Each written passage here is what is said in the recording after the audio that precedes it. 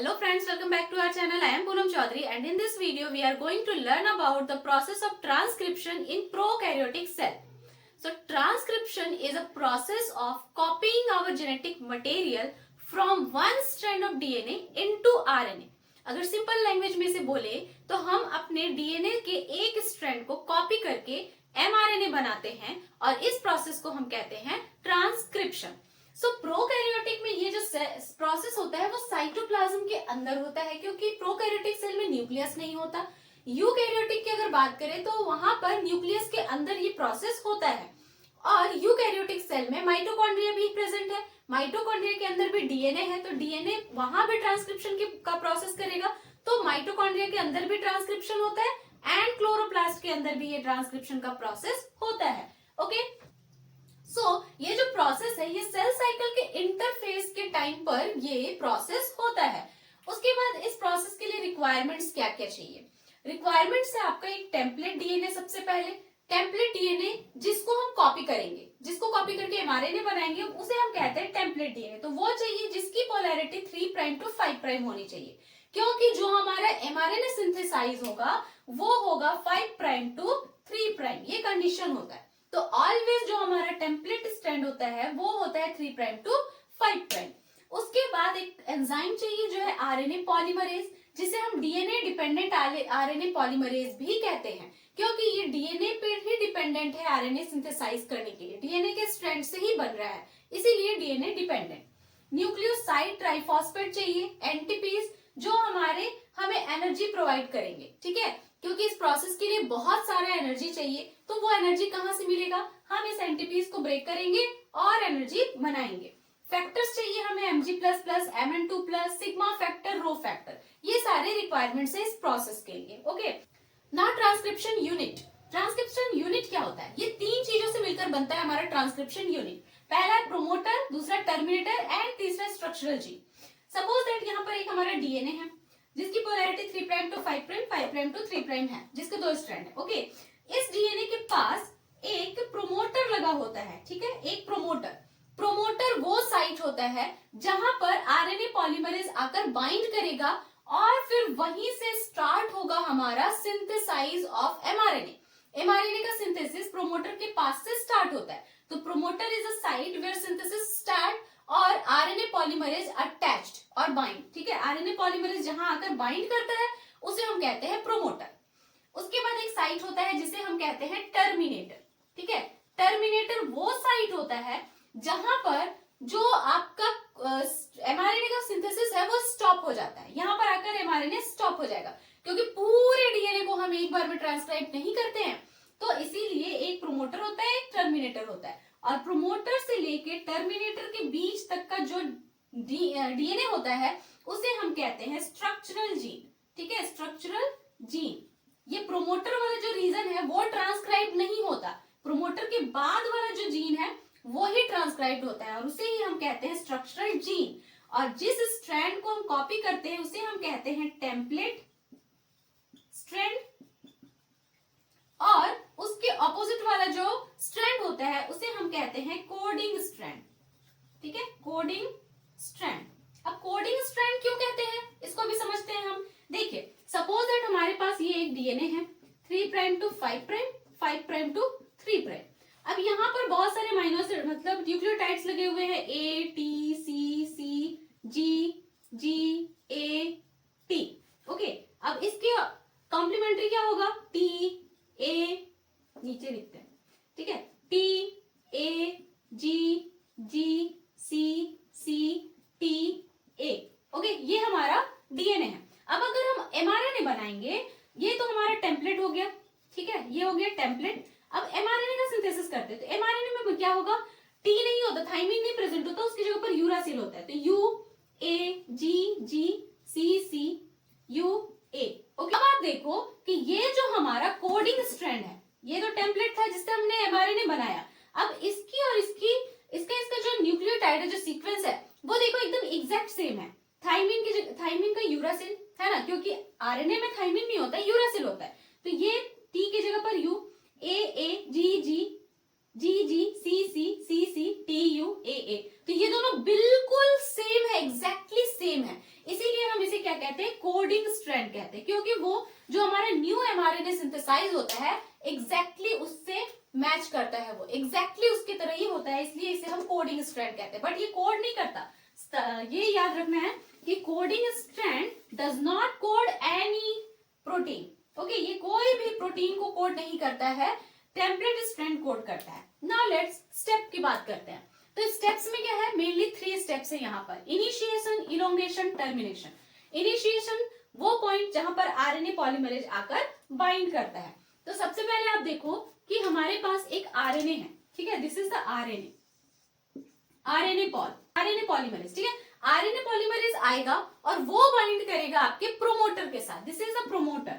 Promoter के साथ ऐसे ये बाइंड नहीं करेगा, ठीक है। प्रोमोटर के साथ बाइंड करने के लिए इसको सबसे पहले तो देखना होगा कि वो साइट कहां पर है जहां पर हम बाइंड करेंगे। प्रोमोटर वो साइट होता है जहां पर सबसे ज्यादा टीए वाले, ठीक है, सीक्वेंस प्रेजेंट होते हैं। इसके जहां पर टीए बॉक्स होता है, टाटा बॉक्स, ठीक है, टीए वाले जो सीक्वेंस होते हैं वहीं पर प्रोमोटर लगा होता है और आरएनए उसी प्रोमोटर के साथ बाइंड करता है। लेकिन आरएनए बिना सिग्मा फैक्टर के इस प्रोमोटर के साथ बाइंड नहीं करेगा। तो आरएनए के साथ जब सिग्मा फैक्टर आकर बाइंड करता है पहले, तो ठीक है, आरएनए के साथ पहले सिग्मा फैक्टर बाइंड करेगा। तो जब आरएनए के साथ सिग्मा फैक्टर बाइंड करता है तब इसे हम कहते हैं होलो आरएनए पॉलीमरेज, होलो एंजाइम। होलो का मतलब कंप्लीट, ठीक है। तो ये होलो एंजाइम बन गया, ये सिग्मा फैक्टर के साथ मिलकर क्या बन गया, होलो एंजाइम। ये क्या है आपका सिग्मा फैक्टर, ठीक है। तो sigma factor plus RNA polymerase आए और ये बाइंड करेंगे आपके प्रोमोटर के साथ, यहां पर आकर बाइंड कर जाएंगे प्रोमोटर के साथ, ये बाइंड करके। अब क्या होता है कि जैसे ही बाइंड करता है ये आरएनए पॉलीमरेज, ये जो सिग्मा फैक्टर होता है ना, ये रिलीज हो जाता है, ठीक है। ये रिलीज जुड़ने के बाद सिग्मा फैक्टर का काम इतना है कि आरएनए पॉलीमरेज को ले जाकर प्रोमोटर के साथ बाइंड करवा देना है। बाइंड करवाने के बाद वो रिलीज हो जाता है, चला जाता है, ठीक है। तो जब ये सिग्मा फैक्टर रिलीज हो जाता है तब हम इसे क्या कहते हैं, सिर्फ आरएनए पॉलीमरेज को हम क्या कहते हैं, इसको बोलते हैं कोर आरएनए पॉलीमरेज। तो ये क्या है आपका कोर एंजाइम, ठीक है। तो आप यहाँ पर याद रखो कि प्रोमोटर के साथ कौन जुड़ता है, होलो पॉलीमरेज, होलो आरएनए पॉलीमरेज, और जो इलोंगेशन का प्रोसेस है वो कौन करवा रहा है, core enzyme, core RNA polymerase, ठीक है। तो इलोंगेशन का प्रोसेस करवा रहा है कोर आरएनए पॉलीमरेज। अब जैसे ही ये पॉलीमरेज आकर यहाँ पर जुड़ा, सबसे पहले वो क्या करेगा कि इन दोनों के बीच में जो बॉन्ड्स प्रेजेंट है, ठीक है, ये क्या होते हैं, एक दूसरे के साथ बॉन्ड के साथ जुड़े होते हैं ना, तो इन दोनों के बीच का बॉन्ड जो होता है उसको ब्रेक करना शुरू करता है ये एंजाइम, ठीक है। तो जैसे ही ये इन दोनों के बीच के बॉन्ड को तोड़ता है तो इनका स्ट्रक्चर कुछ बबल के जैसा हो जाता है, ठीक है। जैसे कि इसने यहाँ पर इन दोनों के बीच का बॉन्ड तोड़ना शुरू कर दिया, यहाँ पर प्रोमोटर लगा हुआ है, अब इसने यहाँ पर बॉन्ड ब्रेक किया। बॉन्ड ब्रेक करने से ये क्या हुआ, ये स्ट्रैंड अलग हो गया और ये स्ट्रैंड अलग हो गया, ठीक है। और कुछ इस तरह का बबल लाइक स्ट्रक्चर बनाया इसने। अब बबल लाइक स्ट्रक्चर बनाया तो इसको हम क्या कहेंगे, ट्रांसक्रिप्शन बबल, इसको बोलते हैं ट्रांसक्रिप्शन बबल, ठीक है, क्योंकि बबल के लाइक दिख रहा है। यहाँ पर प्रोमोटर जुड़ा हुआ है आपका, यहाँ पर आपका प्रोमोटर जुड़ा हुआ है और यहाँ पर आपका टर्मिनेटर जुड़ा हुआ है, ठीक है। अब आरएनए पॉलीमरेज क्या करवाएगा, इन दोनों के बीच का इसने बॉन्ड को तोड़ दिया, ब्रेक कर दिया। अब ये क्या करेगा, न्यूक्लियोटाइड को ऐड करेगा, ठीक है, न्यूक्लियोटाइड को ऐड करेगा। यहाँ पर आपके सीक्वेंस लगे हुए ऐसे A T C C A G T T, ठीक है, इतना हम लिखते हैं। अब क्या होगा कि ये क्या करेगा, न्यूक्लियोटाइड को ऐड करेगा। ये आरएनए पॉलीमरेज आगे जाता जाएगा और न्यूक्लियोटाइड ऐड करता जाएगा। तो इसने इसके कॉम्प्लीमेंट्री में न्यूक्लियोटाइड ऐड किए। ए की जगह पर क्या ऐड किया, यू, टी की जगह पर ए, सी की जगह पर जी, सी की जगह पर जी, ए की जगह पर यू, जी की जगह पर सी, टी की जगह पर ए और टी की जगह पर ए। इसने ये क्या किया, सारे न्यूक्लियोटाइड को ऐड कर दिया। अब जैसे जैसे ये न्यूक्लियोटाइड ऐड करता जाता है, उसके बाद जैसे ही ये टर्मिनेटर के पास पहुंचता है, ये आरएनए पॉलीमरेज, ये यहां से चलता हुआ आया और वो पहुंच गया आपके टर्मिनेटर के पास। तो टर्मिनेटर के पास पहुंचते ही क्या होता है कि जो आपका सिंथेसिस है एमआरएनए का वो स्टॉप हो जाता है। तो जैसे ही आरएनए पॉलीमरेज टर्मिनेटर के पास पहुंचता है, तो टर्मिनेटर के पास पहुंचते ही इसके साथ एक और फैक्टर ऐड होता है जिसे हम कहते हैं रो फैक्टर। ठीक है, एक और फैक्टर ऐड होता है जिसे हम कहते हैं रो फैक्टर। और ये रो फैक्टर के ऐड होते ही क्या होता है कि ये जो आपका डीएनए और आरएनए हाइब्रिड बना है, इसको हम बोलते हैं डीएनए आरएनए हाइब्रिड। ठीक है, डीएनए आरएनए हाइब्रिड। तो ये क्या करता है, जो रो फैक्टर है आपका, ये रो फैक्टर इन दोनों के बीच में बॉन्ड बनाना, भी इन दोनों के बीच के बॉन्ड को ब्रेक कर देता है। ठीक है, ये आरएनए पॉलीमरेज के साथ जैसे ही रो फैक्टर जुड़ता है, रो फैक्टर का काम है आरएनए डीएनए का जो हाइब्रिड है उनके बीच की बॉन्डिंग को ब्रेक करना। ये इन दोनों के बीच के बॉन्डिंग को ब्रेक करता है। तो जैसे ही इन दोनों के बीच की बॉन्डिंग को ब्रेक कर देता है, तो उसके बाद ये क्या होता है कि ये कुछ इस तरह से रिलीज हो जाता है। ठीक है, ये यहां से निकल के बाहर आ जाता है। तो उसके बाद जैसे ही इन दोनों के बीच का बॉन्ड टूटा, जैसे ही हाइब्रिड अलग हुए, वैसे ही ये रो फैक्टर जो है वो रिलीज हो जाता है। और रो फैक्टर के रिलीज होते ही ये एमआरएनए आपका आ गया बाहर। ये जो एमआरएनए है ये बाहर आ जाता है, this is the mRNA. Okay, और ये जो डीएनए के स्ट्रैंड्स है वो वापस से बॉन्डिंग कर लेते हैं और फिर से पहले के जैसे ही हो जाते हैं कुछ इस तरह से। और ये एमआरएनए जो है ये बाहर निकलकर आ जाता है हमारा साइटोप्लाज्म में। ठीक है, साइटोप्लाज्म में ही सारे प्रोसेस हो रहे थे, तो ये यहां से निकलकर बाहर आ जाता है और हमारा ये एमआरएनए बनकर तैयार है। और इसकी पोलैरिटी क्या है, 5 प्राइम टू 3 प्राइम।